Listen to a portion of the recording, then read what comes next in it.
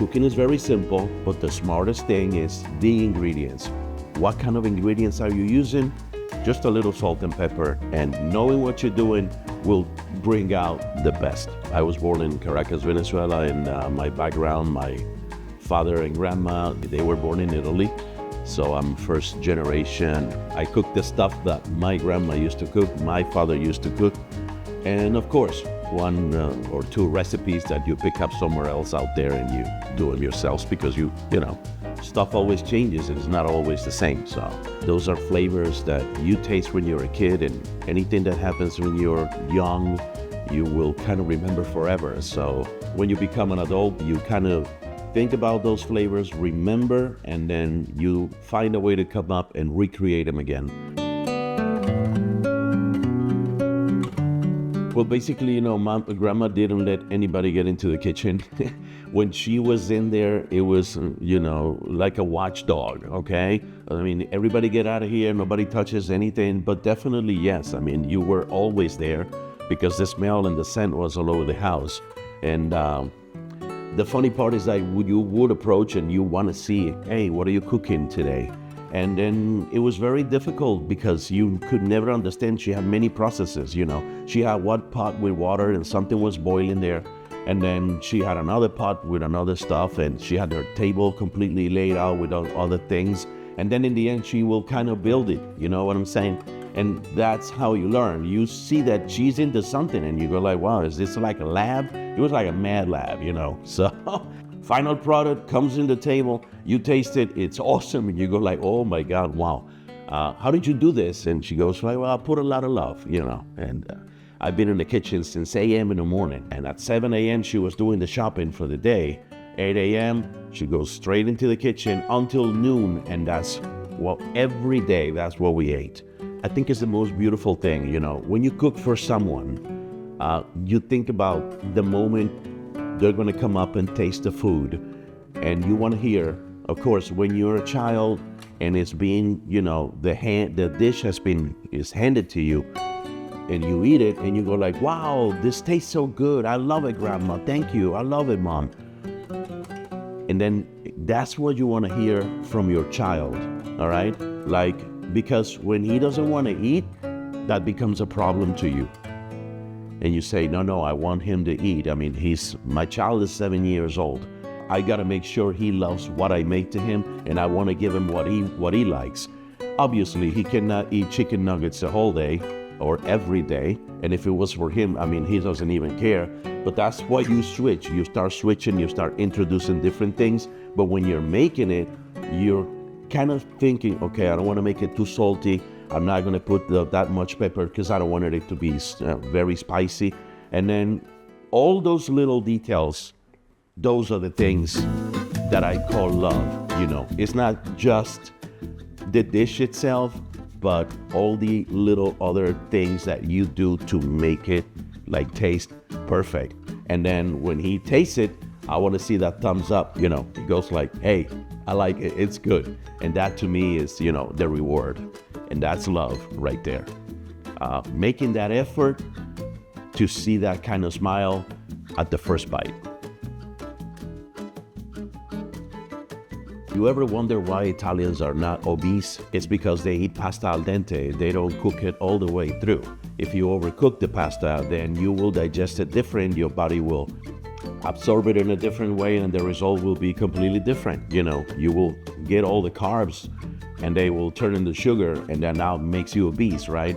These are like ancient things that comes from the Romans, right? And they've been passed through generations. What do you want to pass on to your children? Well, that it's simple. It's how you do it and why you do it this way. And it has to have a reason. And the reason, I don't know, because I didn't invent it, but it was passed from, you know, the people behind me.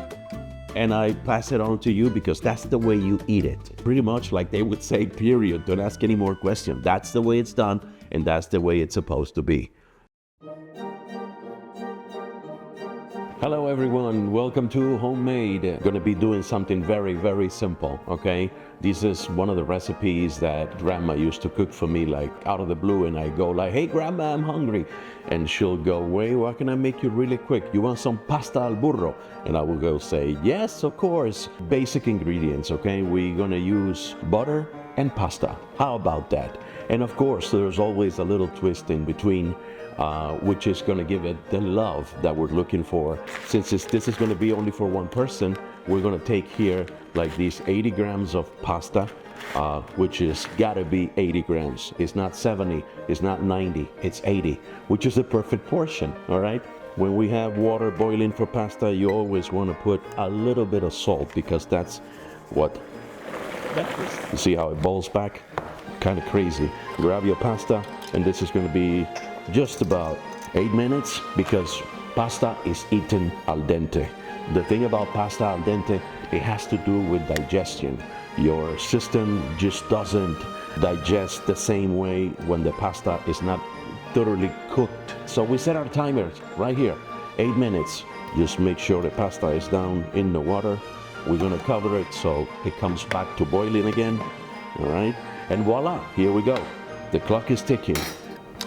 We also have this magic trick right here, which is these little pine nuts. This will give it a great shot and a great twist. It'll make your pasta a little bit crunchy, and it'll make it taste incredible. Okay, so the water is boiling back, and I'm going to open up and take away the lid just so that the starch doesn't come up, because normally that's what it does, and you don't want to make a mess. Our pine nuts are over here. We're kind of toasting them. We want them toasted, so we start moving them a little bit. The rest is waiting. Every once in a while you want to stir it. And our little pine nuts right here. Okay, we want to kind of brown them a little bit, you know, warming them up and bringing them to that cinnamon color that'll make them a little bit crunchy. You got to keep moving them around, because you want them to brown like evenly and not let them burn at all, because if they burn, they're not going to taste good. Cooking is about patience. Love is about patience. You just gotta wait. Stir the pasta. We're almost there. To make them al dente, they give you some time, but the time that they say in the package is not actually the one. You always want to bring it back 1 minute, because that's the important thing. I don't know why they do that, because they don't want you to eat the pasta al dente in the United States. Like if you go to Italy, al dente is religion.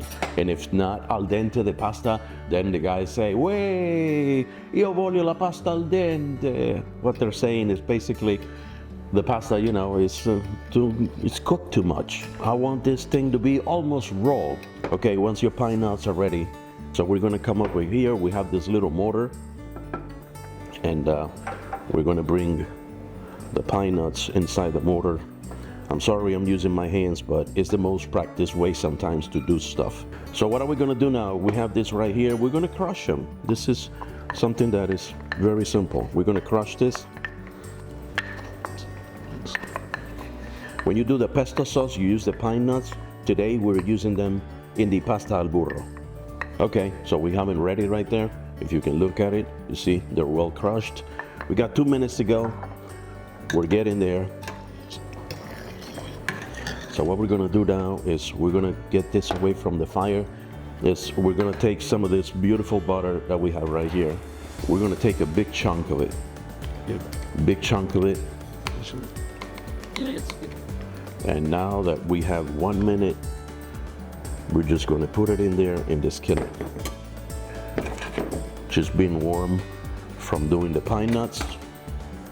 And we're going to start melting this in this right here, like that. That's your sauce. Stir the pasta one more time. In the meantime, this thing is melting. It's always important to taste what you're doing. Italians will eat it like that. I like it al dente, but not that much. But to me, it's ready, because it's going to finish cooking here in the skillet. And we got 30 seconds. And once the butter has melted, you want to take it away from the fire, because you don't want at all that this thing will boil, because it's gonna change everything. We got 23 seconds to go. We're gonna bring it back, and now what we're gonna do, we're gonna turn off the fire. We're gonna start bringing the pasta in here into the skillet. It looks like the 80 grams of pasta was not enough for one dish, but as you can see, this is perfect. Okay, so we have it all in here, and now what we're gonna do, we're gonna go like that. We're gonna make this magic happen. We're gonna turn it. You go like this, and leave it here in the fire. We're gonna put back the lid and let it get up a little bit of heat, not too much. And now what's going on here? You may be thinking, why is he doing that? Well, this is very simple. The pasta is continue to be cooked in here, and it's absorbing all the butter. Why? Because the pasta is al dente, it's not thoroughly cooked. With the heat that is left over here, and the butter that has melted, the pasta is cooking. Because as long as the pasta, it's still hot, she is still absorbing all the juices and all the sauce. So you continue to do this movement, and this is pretty much ready at this point. So what are we gonna do?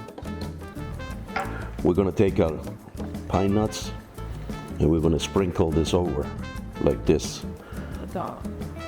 You see? Now it changed, and we continue to stir this thing and making these movements. Now what are we missing here? The most basic ingredients. What you want to do, you want to add a little bit of fresh cracked pepper, okay? And this pepper has red, green, black, and white. So this will give it, add another touch of flavor, another layer of flavor. How many layers so far? The butter, now we got the pine nuts, another flavor, another layer, olive oil. A dash of olive oil, and the most basic one. So what this is missing is we're gonna grate some cheese in here, okay? And what this is gonna do,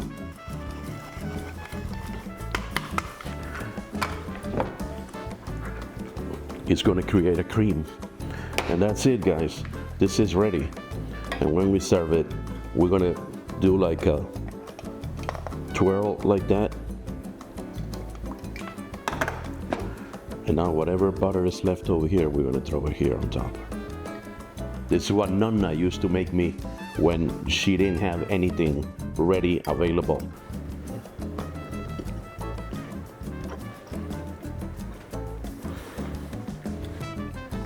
Gosh, memories. Memories. It's crunchy, it tastes beautiful, it's al dente. It's got everything you want in it.